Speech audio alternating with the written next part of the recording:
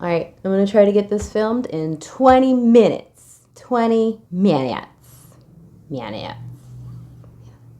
Have you ever made the decision to do something really good for yourself, and the moment you decide, your brain is like, Oh, no. No. No.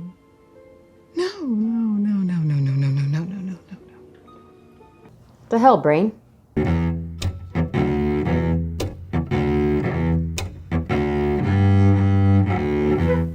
Hello friends, and welcome back to Pearls and Ivy. It's me, Sarah. Today I wanted to talk about your brain and why sometimes you just gotta tell it to shut up. I don't know how many times I've decided to do something good for myself and my brain immediately fights back. Like every time I've ever tried to go on a diet or just try to eat better, my brain immediately starts freaking out and showing me all the wonderful, delicious foods I'm not gonna get to eat anymore. I haven't even started the diet. I've only made the decision, but my brain's all, hey, you know it would be better than that idea. Cheesecake. Or anytime I wanted to audition for something, or I wanted to interview for a job that I've always really wanted, or when I wanted to go back to school. Heck, even the night before I decided, oh, I'm gonna get up and run in the morning and set my alarm clock a little sooner. Or I wanted to go take a dance class, or an art class, or any other kind of class. Anything to improve my person, my mind, my body, my spirit.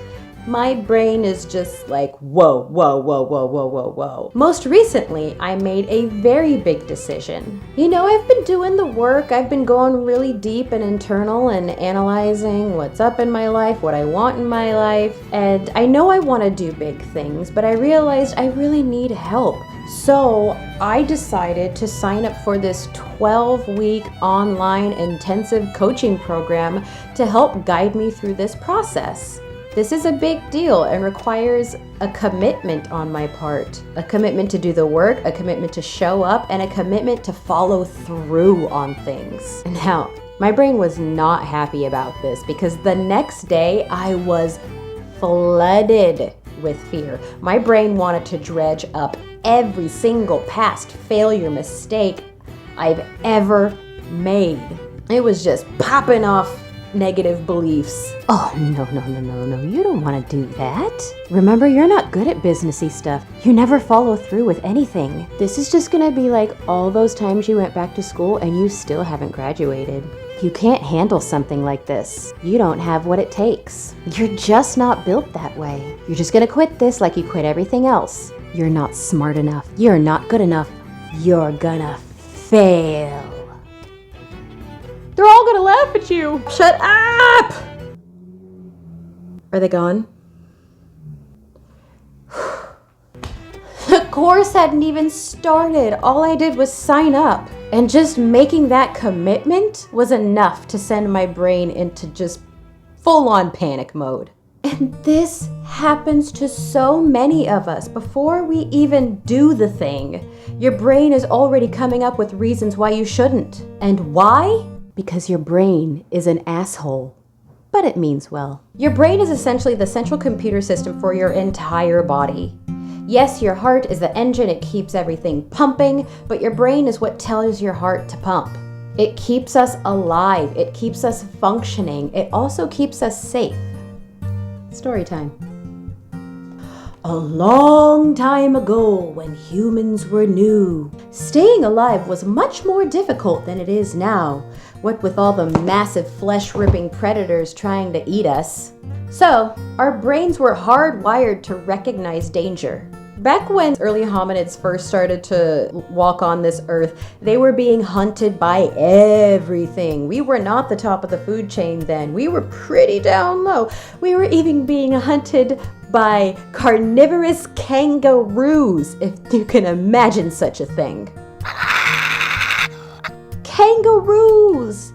They're cute furry things with pockets. But a long time ago, they really wanted to eat us. So, our brains were hardwired to recognize danger and to be on high alert for even the most subtle signs of potential threats. Unfortunately, this wiring in our brains is still going strong. However, nowadays, we're not really being chased by saber-toothed tigers, and the brain can't really differentiate between the threat of physical danger, like being torn apart by a saber-toothed tiger, and the threat of emotional danger, like the rejection and disappointment that comes from not getting a job that you really, really wanted.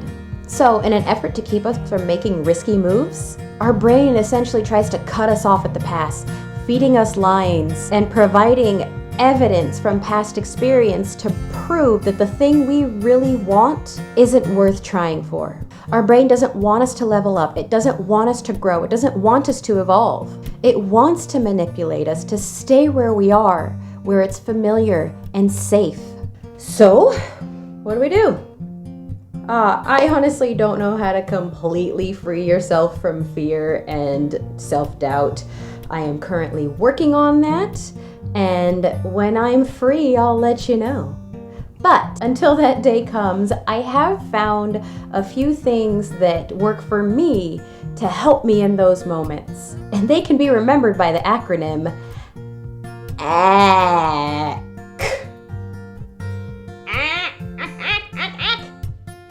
I love Mars attacks. First, acceptance. Accept that this is going to happen. Accept the fact that this is just the way our brains are, and it's going to happen. Anytime we want to do something really good that's going to cause us to grow and change and push us out of our comfort zone, we gotta accept that fear is gonna pop up. We are conditioned by our past experiences, and it's just gonna happen. Once you're able to accept it, it doesn't come as such a shock, and you don't really feel as bad when it does happen, just because you're already ready for it. You just gotta know this is gonna happen, and knowing is half the battle.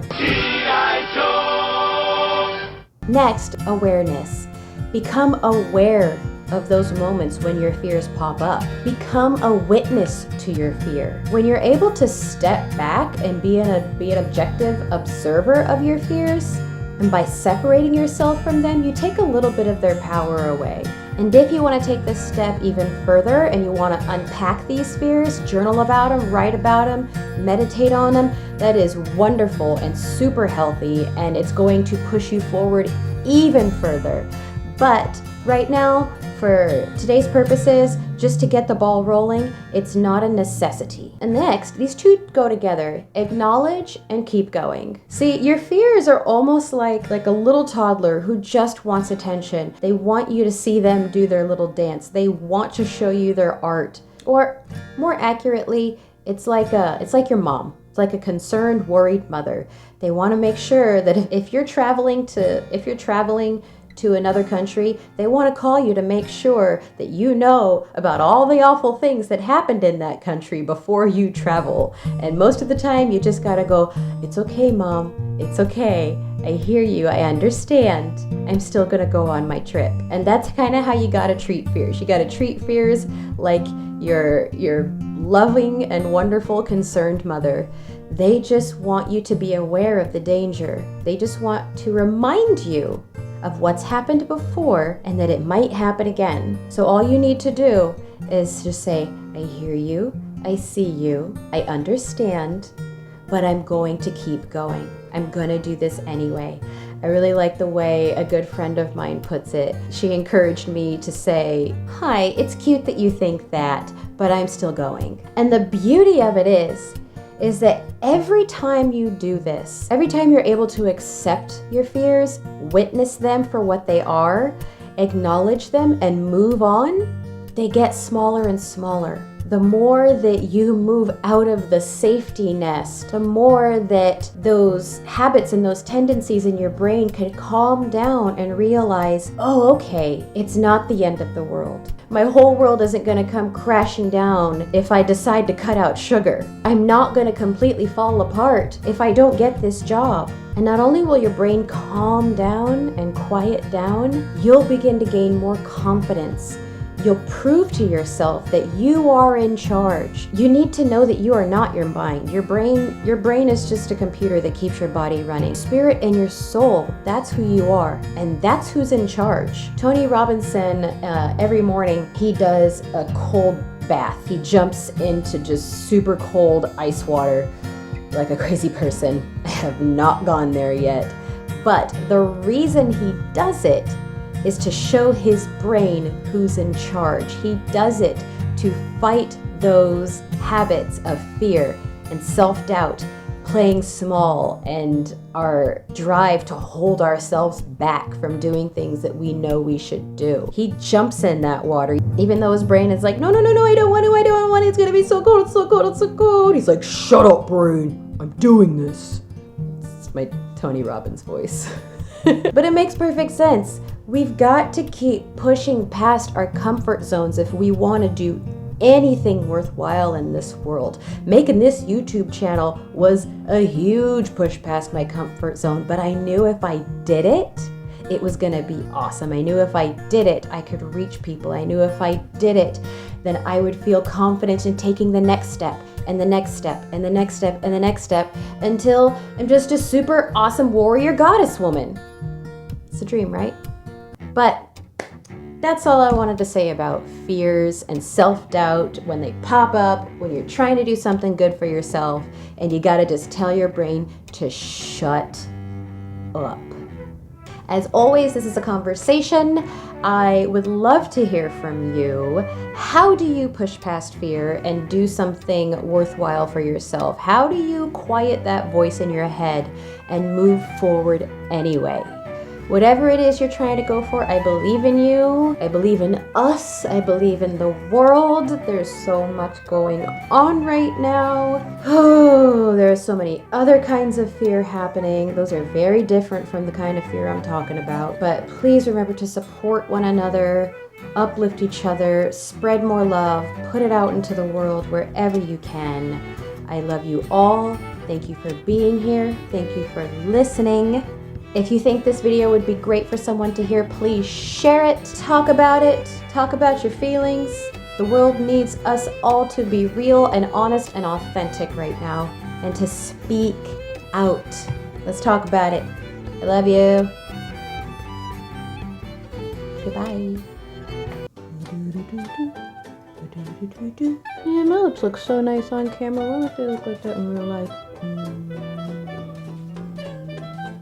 Have you ever made the decision? Bleh. Your brain is the central computer system for your bleh. Your brain is essentially the bleh. Your brain, what with all the massive flesh reaping, damn it, and it can't really differentiate very well between the risk of, what am I looking at? It's like, shut up, brain, I'm doing this. Shut up, brain. Shut up, brain, I'm doing this. Our brains were hard right. Bleh. Bleh. Ah.